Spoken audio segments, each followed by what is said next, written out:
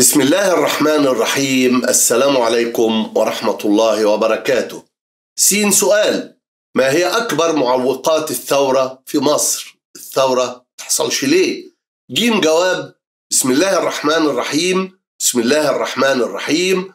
أكبر معوقات الثورة يكمن في الخوف من المجازفة بأنقاض الدولة الراهنة. الناس عايشين في أنقاض وخايفين لا يخسروها، هو ده الجانب المدهش في المسألة. خايفين لا يضحوا بالفلس، خايفين لا يخرجوا بره الخرابة.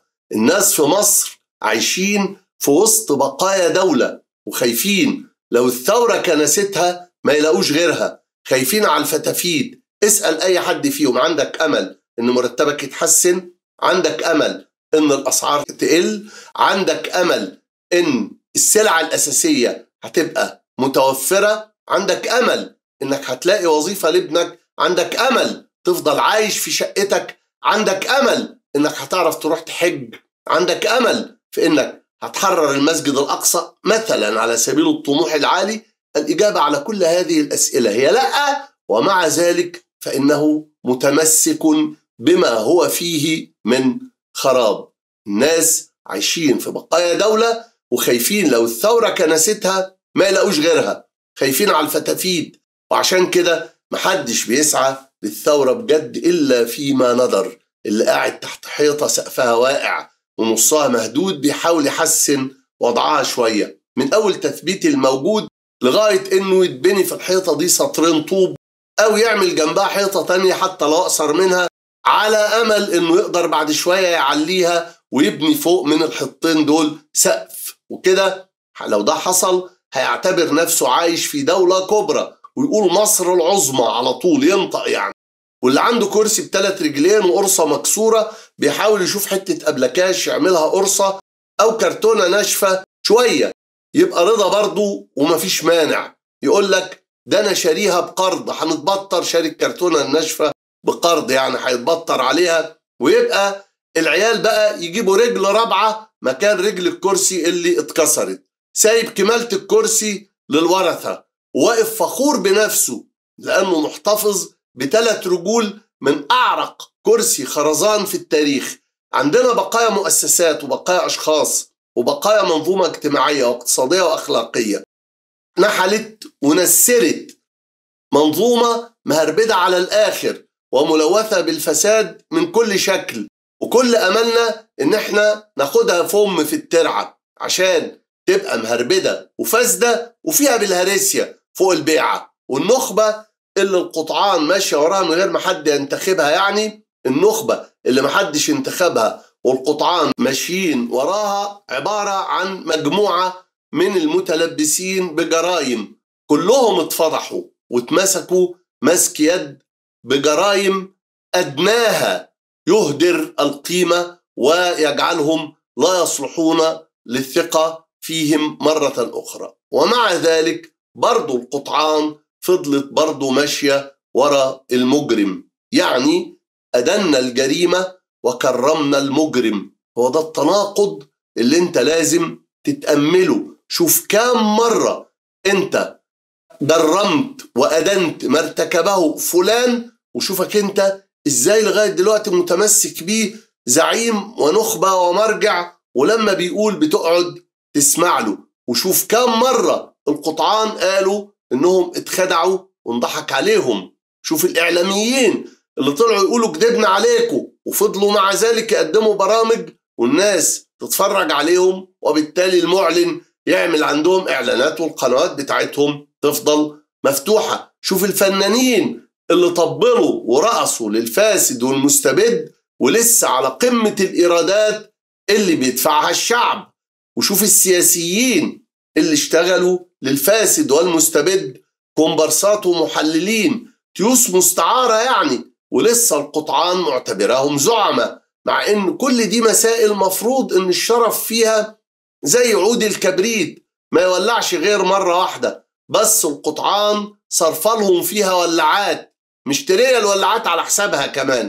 وسيبك من الزعيم مصطفى كامل اللي قال إن من يتسامح في حقوق بلاده ولو مرة واحدة يبقى أبد الدهر مزعزع العقيدة، سقيم الوجدان. مبدأ مصطفى كامل ده مبدأ نادر اللي ممكن يتحمل مسؤوليته. وبالتالي فإن العائق الأول على طريق الثورة هو العوار في إرادة الثورة نفسها، وسط قطعان كل قطيع منها واخد الفعل الثوري مطية لانتهازيته، وملوش دعوة لا بالشعب ولا بآماله الكبرى ولا بمصير الوطن.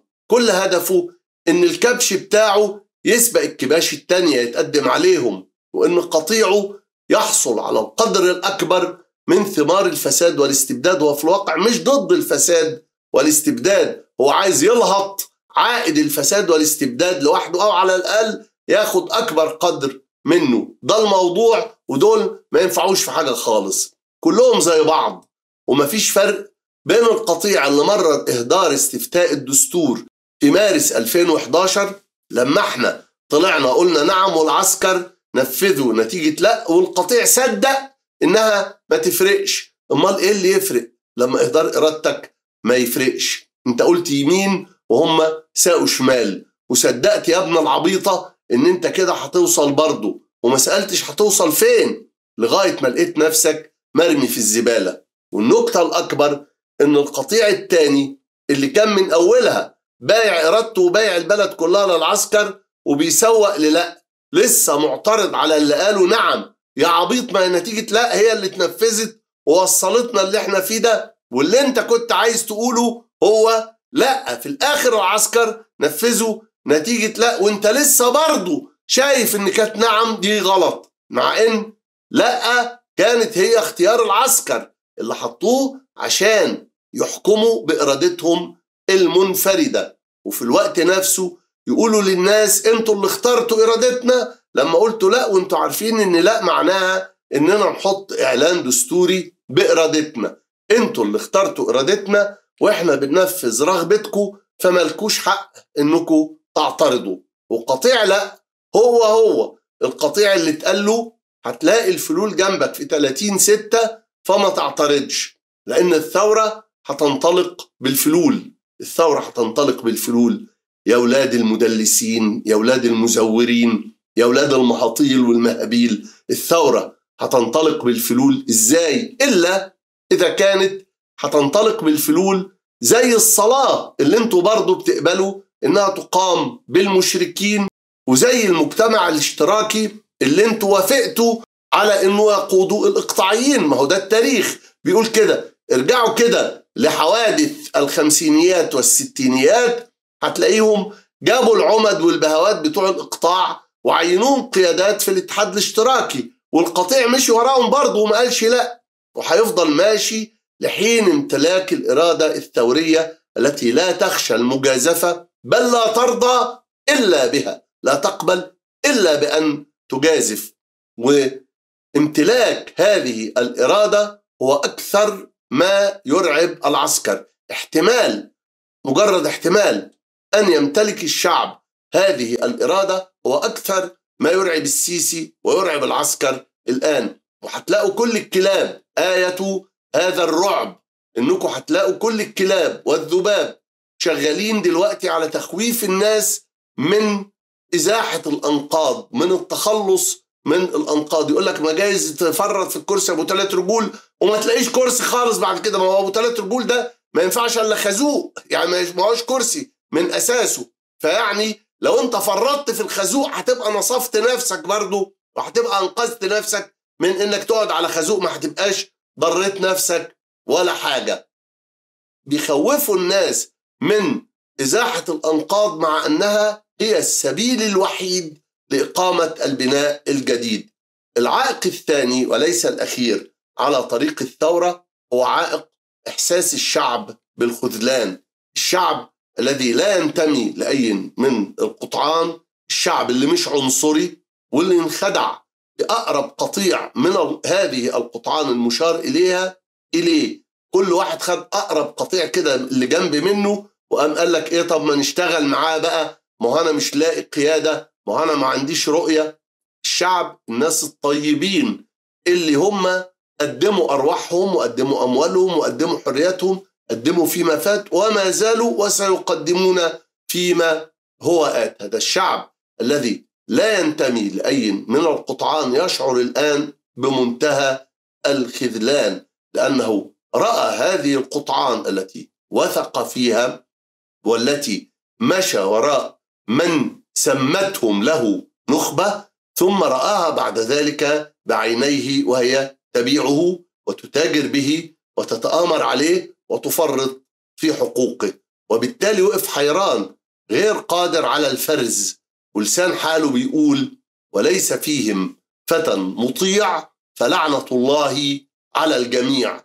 وهي الحيرة اللي بتتكشف السحب بتاعتها دلوقتي شيء في شيء، ومع انكشافها يتضح الصواب وينتهي الشعور بالخذلان، إذ يدرك الشعب أن هؤلاء الذين يتصور أنهم خذلوه هم أعداء على الأصل، وما كانوش في يوم من الأيام لا إخوة ولا رفاق، وإنما هو الذي أخطأ التقدير ورفعهم فوق قدرهم وأعطاهم ما لم يكن ينبغي أن يعطيه لهم، وهو خطأ دفع ثمنه من دمه ومن وطنه، وآن أوان إصلاحه بنبذهم من طريقه نبذا كليا، فالطريق لا تستقيم إلا بهذا النبذ. في الإسلام إن احنا قبل ما نثبت الألوهية لله سبحانه وتعالى بننفي الألوهية عن غيره، فالنفي قبل الإثبات والنبذ قبل معرفة من الجدير بأن يكون القائد أو الزعيم. نبذ الأخطاء مقدم على معرفة الصواب، التخلية قبل التحلية زي ما بيقولوا الفقهاء. انت بتغسل الكوبايه الاول وبعدين بتصب فيها الشاي، بتصبش فيها الشاي وبعدين بتغسلها، لان الشاي ده هو اللي هتشربه. اذا فان النظافه هي قبل الاستعمال. اغسل يدك قبل الاكل، بعد الاكل برضه ماشي، بس قبل ما تاكل ده اهم، عشان لو ما غسلتهاش قبل الاكل يبقى هتاخد الوسخ اللي في الايدين وهتاكله. اذا فاحنا بنقول لا اله ثم نقول الا الله، فالنفي قبل الإثبات، هكذا يمكن أن تستقيم الأمور. وصدقني يا أخي في الله ويا رفيقي في النضال، أنت لغاية دلوقتي بتتورط في المشي ورا مخبرين وبمنتهى الاندفاع وبمنتهى العشم، مش عايز أقول لك وبمنتهى العبط، بس هي دي الحقيقة. لو قلبت في ورقهم تقليبة واحدة هتشوفهم على حقيقتهم. فقلب يا أخي الكريم وجمد قلبك، قلب على الأقل زي ما بتقلب في الطماطم وانت بتشتريها، لأن مصيرك وحياتك وبلدك ووطنك أهم من الصلصة. بكل تأكيد الطماطم دي لو طلعت فيها واحدة معطوبة الصلصة هيطلع فيها شوية بايظين، ده كل الخسارة. يعني تفتكر إن حياتك نفسها ومصيرك وقدرك ومكانتك ووطنك في الحياة أقل أهمية من الصلصة، وبالتالي فأنت مهتم بإنك تقلب في الطماطم ومش مهتم بإنك تقلب في من تعتبرهم زعماء ومن تعتبرهم جماعة وطنية. توكل على الله يا راجل وجمد قلبك كده وقلب فيهم، وانت هتشوف المصيبة اللي انت بترتكبها في حق نفسك يا راجل طيب وفي حق بلدك. قلب وجمد قلبك، والسلام عليكم ورحمة الله وبركاته.